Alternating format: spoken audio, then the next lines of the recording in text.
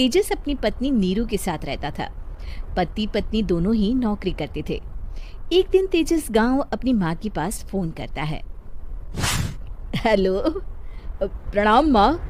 जीते रहो माँ, तुम दादी बनने वाली हो हैं? अरे वाह, ठीक है बेटा, मैं कल ही आती हूँ। जब माँ जी शहर पहुंची तो बेटे बहू ने बहुत अच्छे से स्वागत किया। लीजिए माँ जी चाय। अरे गर्मा गर्म पकोड़े ले आओ माँ के लिए। नीरू रसोई में गई और 2 मिनट में ही पकोड़े ले आई। जी ये लीजिए। बहू जादू से बनाए हैं क्या? अभी तो रसोई में गई थी। यम्मी। माँ जी, शीला रसोई में पकोड़े तल रही है, मैं बस लेकर आई। हे भगवान, मेरा धर्म भ्रष्ट कर दिया तूने। अब तो गंगा जल से शुद्धिकरण करना होगा। दूसरे दिन, माँ जी मैंने नाश्ता बना दिया है, ऑफिस जा रही हूँ। पर अभी तो घर का सारा काम पड़ा है। शीला आती ही होगी, झाड़ू पोछा बर्तन कपड़े वो सब कर लेगी। हमारे जमाने में घर का सारा काम हम ही करते थे। जी माँ जी, आप बहुत होशियार हैं, मैं घर ऑफिस दोनों नहीं संभाल पाती। तो जरूरत क्या है घर से बाहर जाकर चाकरी करने की? वैसे भी घर का काम खुद करने से घर में बरकत आती है, समझी? पर माँ जी। पर वर कुछ नहीं, इस महीने की पगार मिले फिर ऑफिस बंद। हाँ। रात को नीरू तेजस से कहती है, सुनिए जी, माँ जी बोल रही थी कि मैं नौकरी छोड़ दूं। वैसे ठीक ही तो है, अभी तुम्हें आराम की जरूरत है। फिर भी आराम कहाँ, शीला को छुड़ाने के लिए बोल रही थी।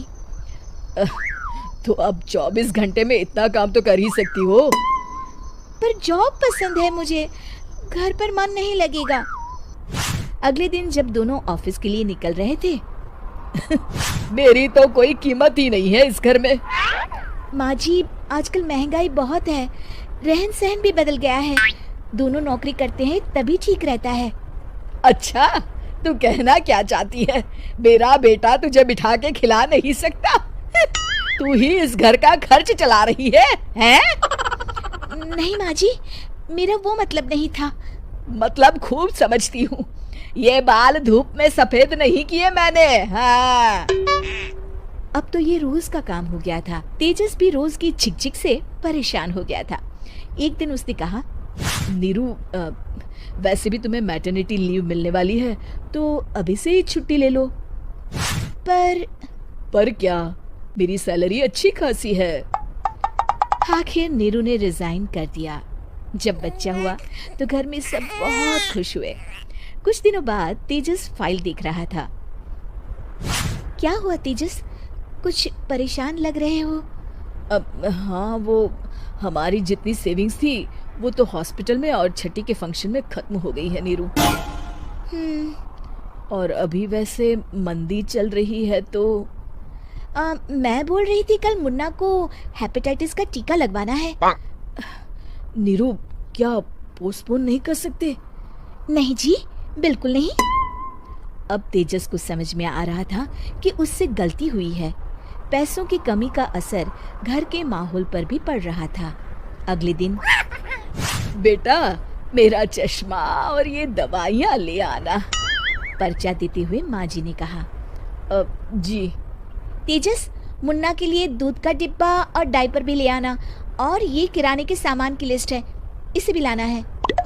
तेजस गुस्से में लिस्ट मरोड़कर फेंकता है और चिल्लाता है, पैसे क्या पेड़ पर उगते हैं? ये ले आना, वो ले आना। अरे पर ये जरूरत का सामान ही है। वो गुस्से में बिना कुछ कहे ऑफिस चला गया। अरे अरे लंच तो ले जाइए। नीरू दौड़कर डिब्बा पकड़ाती है। एक दिन खाना खाने के बाद, नीरू, अब तो मुन्ना कुछ बड़ा हो गया, तो अब तुम वापस ज्वाइन कर लो ना जॉब। पर इस रिसेशन में जॉब मिलना बहुत मुश्किल है। ट्राई तो करो। फिर मुन्ना? माँ जी है ना, और एक फुल टाइम मेड भी लगा लेंगे। पर माँ जी, उन्हें तो पसंद नहीं।